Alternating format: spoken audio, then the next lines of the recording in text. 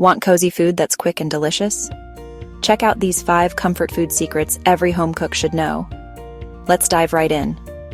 Hack number 1. Upgrade your boxed mac and cheese. Just stir in a spoonful of cream cheese and a dash of garlic powder. It instantly goes from basic to gourmet. And trust me, your taste buds will thank you. Hack 2. Got stale cookies? Don't toss them. Pop them in the microwave for 5 seconds with a damp paper towel on top.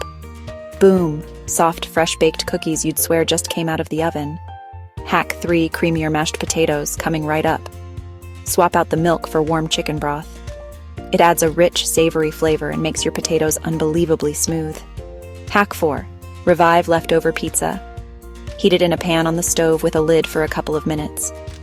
The crust gets perfectly crispy, and the cheese melts just right. No more soggy microwave pizza. Hack 5. Instant homemade soup flavor. Add a splash of soy sauce and a squeeze of lemon to any canned soup. It brightens the flavors and makes it taste homemade, not store-bought. So, which comfort food hack are you excited to try first? Drop your favorite in the comments below.